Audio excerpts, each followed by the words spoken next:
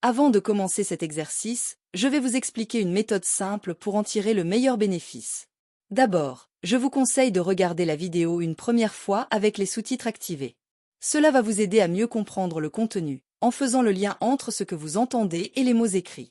Ensuite, regardez la vidéo une deuxième fois sans les sous-titres, pour vous concentrer uniquement sur l'écoute et renforcer votre compréhension auditive.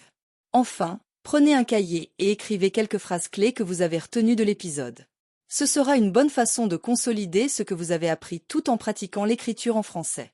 En suivant cette méthode, vous verrez des progrès dans votre compréhension et votre capacité à vous exprimer en français. C'est parti! Le financement des universités et des grandes écoles est un enjeu crucial qui touche au fondement même de notre société, à savoir l'égalité d'accès à l'éducation et la justice sociale. Les questions autour des frais de scolarité et de leur impact sur la diversité socio-économique des étudiants deviennent de plus en plus pertinentes dans un contexte où la mondialisation et la compétitivité économique imposent de nouvelles exigences aux institutions académiques.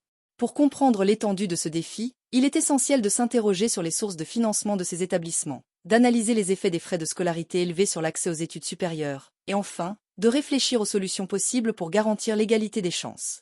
Les universités et grandes écoles, en France comme ailleurs, se financent par diverses sources, les subventions publiques, les frais de scolarité et parfois des financements privés. Dans de nombreux pays, l'État finance en grande partie les universités, en suivant le principe selon lequel l'éducation est un bien public, accessible au plus grand nombre sans barrière financière excessive. Cependant, l'insuffisance des fonds publics conduit certaines institutions à recourir à des sources alternatives, comme des partenariats privés ou des augmentations de frais d'inscription. Par exemple, dans les universités américaines, le financement dépend largement des frais de scolarité, qui peuvent atteindre des dizaines de milliers de dollars par an.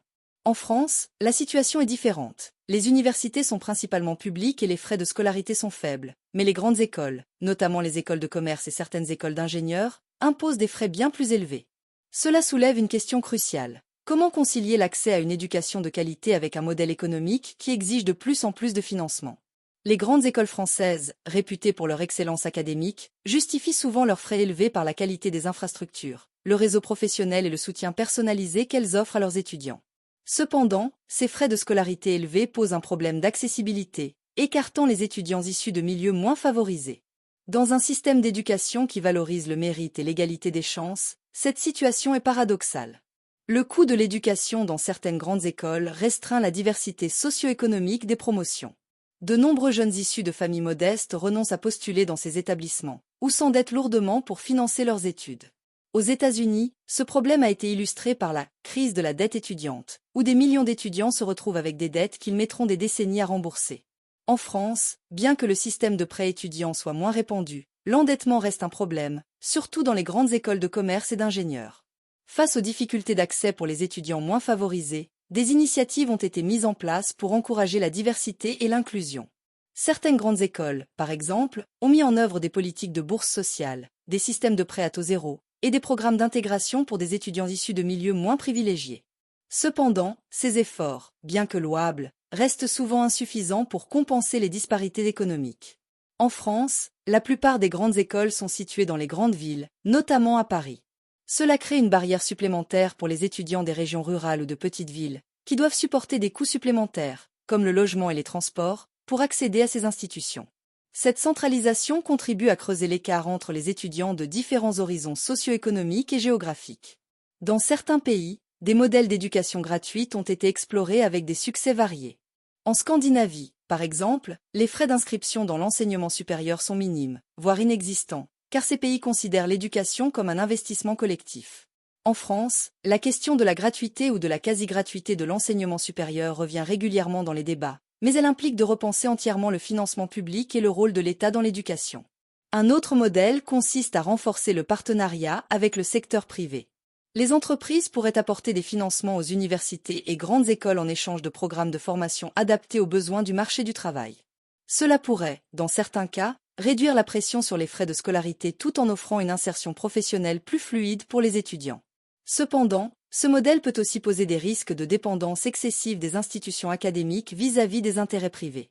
Une alternative qui a fait ses preuves dans d'autres pays est l'instauration de prêts étudiants à taux zéro, accompagnés d'un soutien fort en matière de bourse pour les étudiants issus de milieux modestes.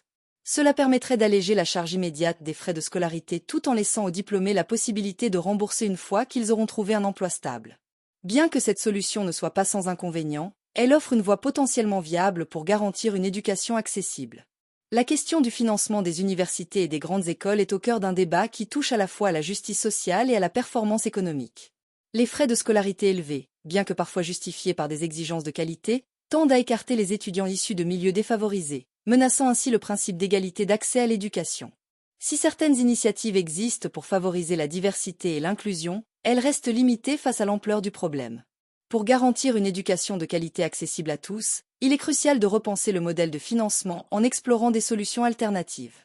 Qu'il s'agisse d'une éducation gratuite, d'une participation accrue des entreprises, ou de la mise en place de prêts à taux zéro, les options sont nombreuses.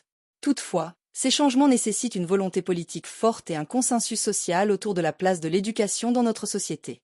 En fin de compte, le défi est de taille, mais il est essentiel pour bâtir une société plus équitable et plus prospère.